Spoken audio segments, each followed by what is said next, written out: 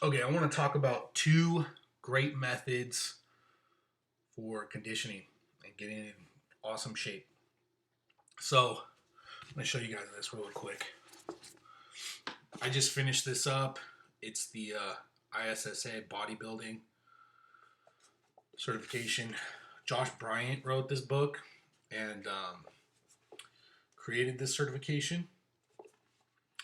And it's arguably the greatest book on training I've ever read. This one, Nautilus Training Principles by Arthur Jones. I also have a certification in this as well um, for a high intensity training specialist.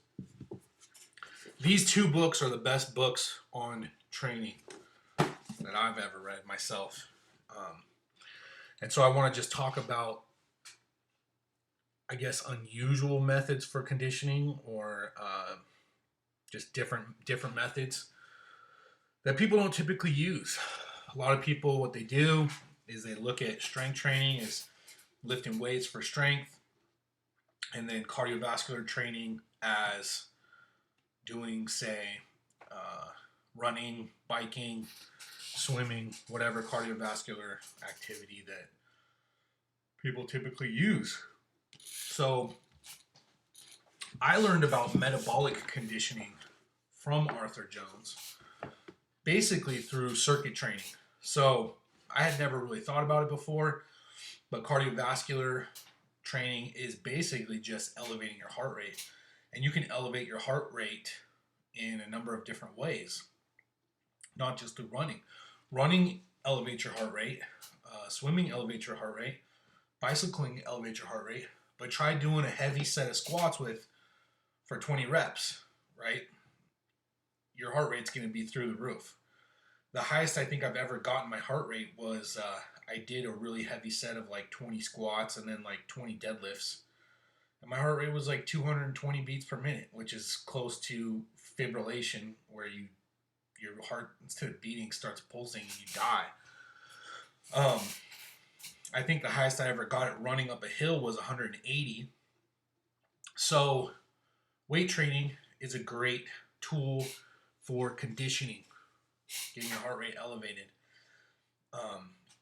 And, I never really got into the whole CrossFit thing. I never really, I always looked at it like, why would you do skilled movements for reps, like snatches or clean and jerks or all the stuff that they do? But now, reading Josh Bryant's book, I kind of understand it a little better because, one, you're not trying to develop strength really, because it's not going to do that. If you look at like CrossFitters, they're not really that strong. I mean, they're pretty strong, but in terms of strength sports, they're not very strong at all.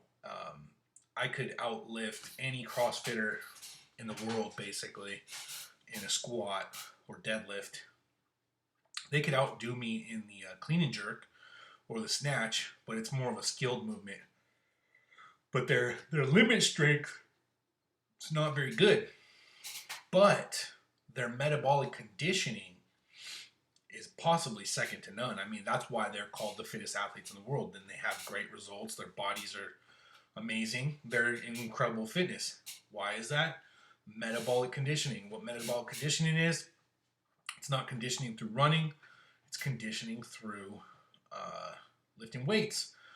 So they'll do like a barbell complex. So say you do a set of 10 squats, a set of 10 clean and jerks, a set of 10 lunges, 10 kettlebell swings. But see, you're not going to failure necessarily which would stimulate muscle growth. But you don't tend to stimulate muscle growth so much with the skilled movements anyway, because a lot more of it is technique than using muscle power, when you do more of a strict movement, that's how you build up your muscles, you build up your strength, as opposed to developing your skills. But the metabolic conditioning effect of doing barbell movements for circuits, still circuit training, it's great. And the beauty of it really is that you could do it and because you're not going to full intensity, you get a great metabolic conditioning for your cardiovascular. It's a different conditioning. It's different. You have your strength, your metabolic conditioning, and your your cardio for running or whatever. Metabolic conditioning is the blend of the both of them.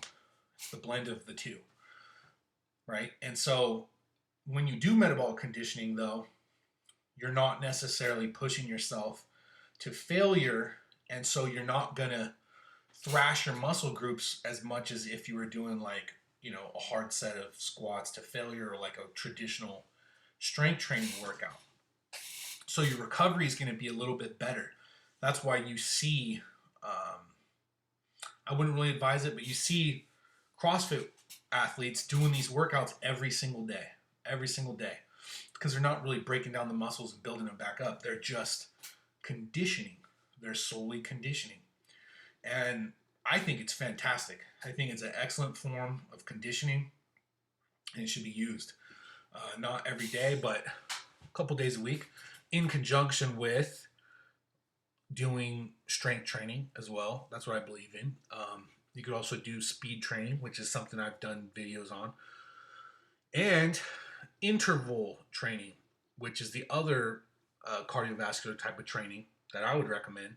Instead of slow, steady cardiovascular training, I myself have an Aerodyne bike. I like to jump on the Aerodyne bike, and you could just do 15 minutes of interval training where, say for example, every minute you go really, really hard for a minute, and then you go real easy. So 100% intensity for a minute, 50% intensity for a minute. So you can recover.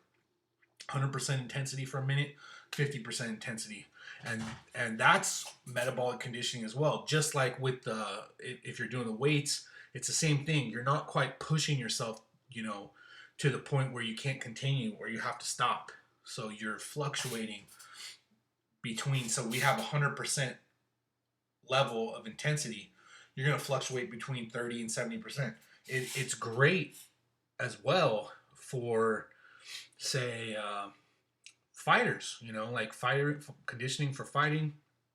Your fight is 15, 20 minutes, right? It's not hours and hours long.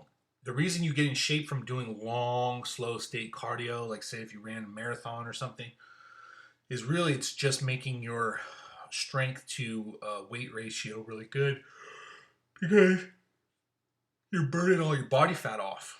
So you become really efficient and moving. And that's how most people condition. That's how they condition.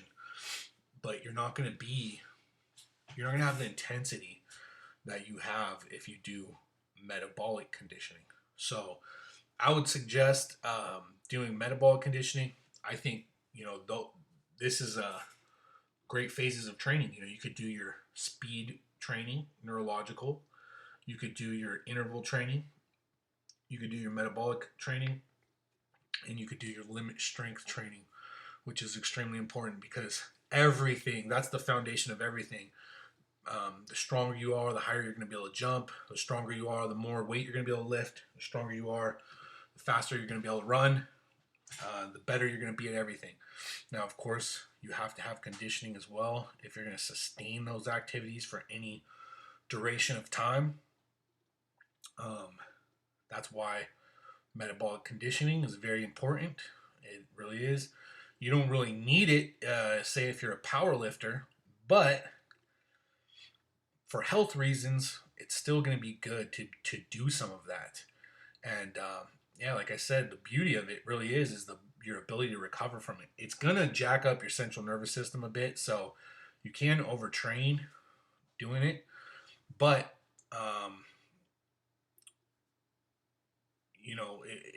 some people do it every day. I listen to like Jocko Willink, and that seems to be how he trains.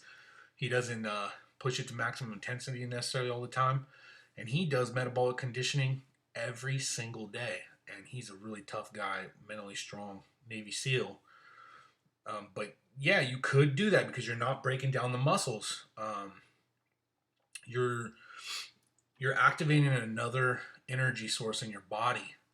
And the results are really, really good. I mean, all you have to do is just look at top CrossFit athletes, and you can see that the results of metabolic conditioning are phenomenal. So I highly suggest doing that for any athlete, along with speed training, interval training, and limit strength training.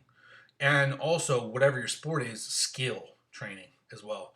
The very best CrossFit athletes, it's really because they're skilled. Olympic weightlifting is a big part of it. I know the guy that's been the world champion for years and years now. He was an Olympic weightlifter for a long time, so his skill in those movements is incredibly high. And so that's probably going to take you almost further than anything else in whatever sport it is that you do. So,